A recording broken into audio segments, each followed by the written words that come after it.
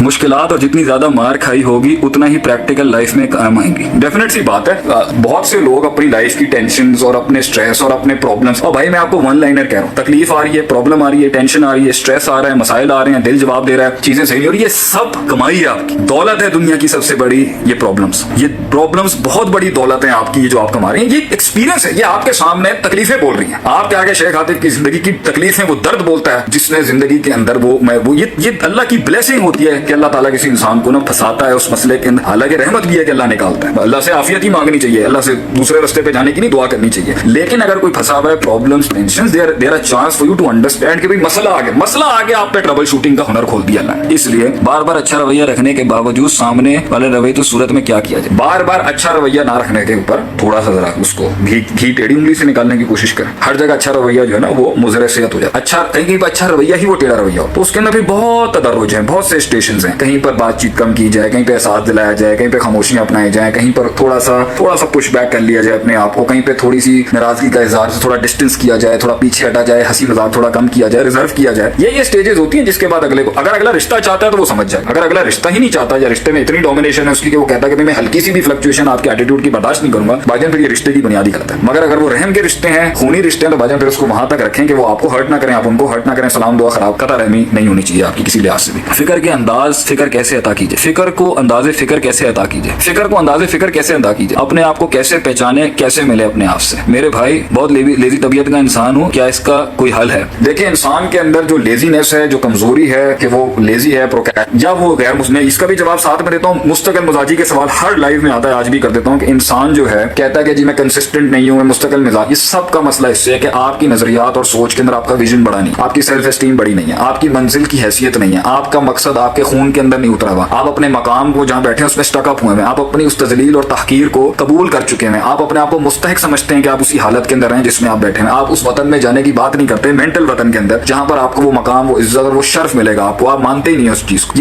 इसके बाद फिर आपने कर करके अपनी आदत और फितरत के अंदर चीजों को मुकम्मल करने की सिफत ही पैदा नहीं की। ये सारी चीजों का कंपाइलेशन ना आपको लेजी और सुस्त भी बनाता है, क्योंकि आपको नतीजे नहीं मिलते, आपको नतीजे मिले नहीं होते, आपने नतीजों को एंजॉय नहीं किया होता, आपने रिजल्ट्स को एनालाइज नहीं किया होता, आपके नतीजे नतीज भी एक one go drift quick trip होती है, आपने कहा जान दो कोई मसला ही नहीं है। इसलिए ये सारे बेढंगेपन इंसान के अंदर ना एक इनकंसिस्टेंट है, कोई फर्क नहीं पड़ता। आप ये वाला जड़ कोई फर्क नहीं पड़ता, एक आना कोई फर्क नहीं पड़ता, कोई फर्क नहीं पड़ता। ये लाइफ का जो एटीट्यूड है मुझे कोई फर्क नहीं पड़ता, कोई फर्क नहीं पड़ता, बदनामी का फर्क नहीं पड़ता, हार का फर्क नहीं पड़ता, जीत का फर्क नहीं पड़ता, ठीक है, मामलात का फर्क नहीं पड़ता, माशरत में फर्क नहीं पड़ता, लोग मेरे बारे में फर्क नहीं पड़ता। ये सारी चीजें मिलकर ना इंसान को इनकंसिस्टेंट, मुस्तकिल मिजाज और काहिल बनाती। क्या चीज उठाएगी? इज्जत, अपनी इज्जत, एहतराम, वक्त का एहतराम, अल्लाह की कदर, जिंदगी की कदर, मकसद की कदर, मंजिल की कदर, मंजिल की हैसियत, रस्तों की हैसियत, रस्तों की पहचान, उन रस्तों को एक पहचान को एक रस्तों को पहचान देने का मसला। फिर अपने मकाम, अपनी जगह पर जहां पर खड़ा है उससे नफरत के मैं कहां तक लेके जाऊं, असफला साफिलीन से आसने तकवीम की नजर तदब्बर, ये चीजें इंसान को फिर मजबूर करती हैं करने के लिए। और फिर कर करके हदीस में आता है इल्म बिताल्लुम, इल्म पढ़ने पढ़ाने से आता है, सबर बितसब्बुर, सबर कराने से आता है, और हिल्म बितहल्लुम, आजी इनको सारी अपनाने से आती है। कर करके इंसान में मिजाज बन जाता है, कर करके मिजाज बन जाता है उसको, जब आप करना ही यही होता है तो बन जाता है। तो ये सारी चीजें कॉन्स्टिट्यूट करती है इंसान की लेजीनेस, प्रोक्रेस्टिनेशन और इंसान की मुस्तकिल मिजाजी को बैलेंस रखने के लिए और ऊपर उठाने के लिए। दीन में मुस्तकिल मिजाजी कैसे आ सकता है? भाईजान दीन का मसला मुस्तकिल मिजाजी नहीं, मुस्तकिल मिजाजी हर मसले के अंदर है, चाहे दीन का मसला हो, दुनिया का मसला। जब आप इमोशनल किसी चीज को अप्रोच करेंगे ना, जज्बाती लिहाज से, इमोशनली लिहाज से, इमोशनल एलिमेंट से अगर आप अटैच होते हैं ना किसी चीज के साथ, तो इमोशंस ऊपर हुए तो आपकी उसके साथ एक्टिविटी और तहरीक और मुतहर्रिकपना भी उसी वक्त ऊंचा हो जाएगा। जब इमोशंस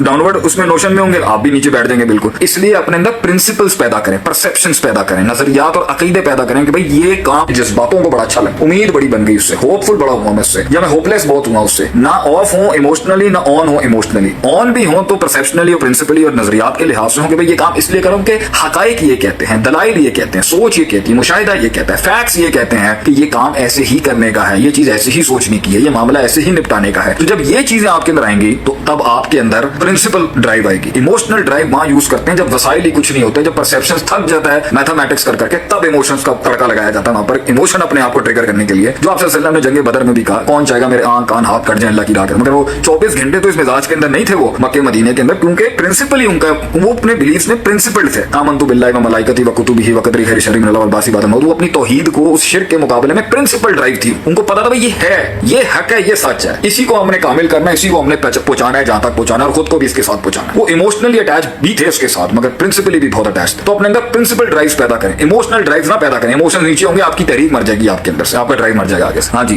ہاؤ, اچھا آگے, ویژن بناتے ہوئے آخرت اور دنیا میں کس طرح بیلنس قائم کر سکتے ہیں. دنیا کا ویژن کیا ہے انسان کا؟ ایک اینڈ ویژن کیا ہے کہ ہم آخرت میں جنت میں چلے جائیں. میرے خیال سے 12 بج چکے ہیں اور شاید جانے کا ٹائم ہو چکا ہے. کیا کہتے ہیں آپ لوگ بھی تھک گئے ہوں گے آج میرے خیال سے ہمیں سن کے.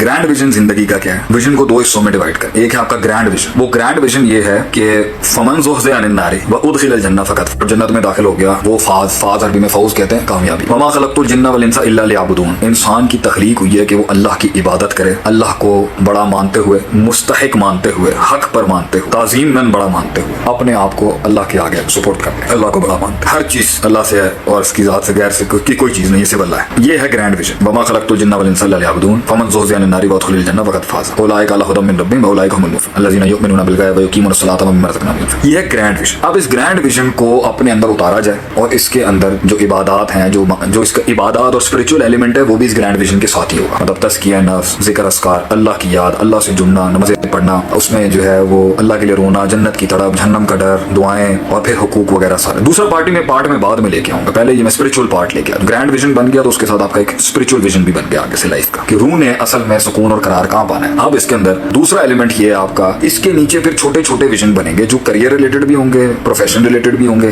نیڈ آر بیسس بھی ہوں گے, ایمرجنسی بیسڈ بھی ہوں گے, مختلف گولز بنتے جائیں گے. ٹھیک ہے, اس میں کریئر گول لینا ہے, سوشل گولز لینے ہیں, فائنینشیل گولز لینے ہیں, آپ نے پرسنل گولز لینے ہیں, اپنے فزیولوجیکل گولز لینے ہیں جسمانی لحاظ سے آپ نے, یہ سب اس کے انڈر ہوگا. اگر یہ اس کو کانسٹیٹیوٹ کرتے ہوئے اس کو صرف اور اس کے اندر بنا ہے پیسہ کمانا ہے, اچھا گول ہے, برا تھوڑی. المومن القوی, جو طاقتور کمزور مسلمان کے مقابلے میں افضل ہوتا ہے, بہتر ہوتا ہے. کمزور مسلمان جنت میں پہلے جائے گا, اس کو بھی اپنے لحاظ سے رتبہ دے دیا, اور جو امیر ہوگا اس کے بھی اپنے طریقے سے ہمیشہ سرو کیا, ہمیشہ سسٹم کو سرو کیا, دین اسلام کی بھی خدمت کیا. سب کے اپنے اپنے وہ میرٹس ہیں, کسی کے ڈیمیرٹس نہیں. میں بات کروں گا تو ایموشنل ہونے کی ضرورت نہیں ہے. اب کیا ہے کہ اگر پیسے کمانے کا شوق ہے, حرام شوق ہے, یہ کوئی حرام شوق نہیں بلکہ تو اچھی بات ہے. انسان اگر کمائی کرنا چاہتا ہے, انسان ادارہ بنانا چاہتا ہے, ایک کمپنی کھولنا چاہتا ہے, ایک بزنس کرنا چاہتا ہے, کاروبار کرنا چاہتا ہے, زندگی میں پہنچنا چاہتا ہے, مگر یہ اس گرینڈ ویژن کی انڈر الائنس میں اور ایفیلیشن اور اس کی الحاق کے ساتھ کیا جائے کہ اس کے اندر میں اس کو نہیں کہیں ڈسٹروائے کر دوں, اور دوسرا میں اس کے ساتھ اس کو کتنا کانسٹیٹیوٹ کرتا ہوں, پہلے اپنے لیے اور پھر اپنی سوسائٹی کے لیے. تو جب آپ نے اس تھاٹ کے ساتھ کرنا ہے نا, تو آپ اپنی دنیا کا کوئی بھی کام نا دین کے ساتھ الائن کر کے ہی چل رہے ہوں. لیکن جب آپ کا دین کے اندر جب مسئلے آئیں گے نا, تو دین جب آپ کی دنیا کے کاموں کے اندر کچھ ایشوز آئیں گے نا, تو دین نے ان ایشوز میں بھی سولوشنز نکال کے رکھے. اصل ورک شاپس اور کورسز ہونے چاہیے کہ جہاں پر دنیا کے اندر ہم مجبور ہیں تو لا یکلف اللہ نفسا الا وسعها, مجبوری کی وجہ سے وہاں پکڑ دین, اگر دین کمپرومائز بھی ہوگا تو پکڑ نہیں ہوگی اس کے اندر, وہاں مجبور ہے وہاں پر. جیسے فار ایگزامپل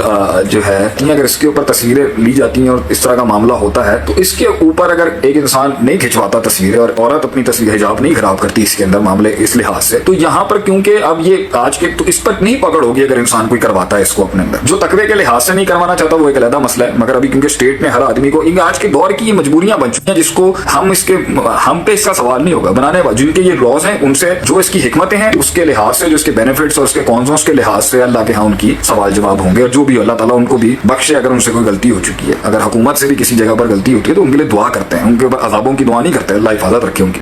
جو کچھ سنا گیا اللہ پاک اس پر عمل کرنے والا اور آگے لوگوں تک پہنچانے والا بنائے.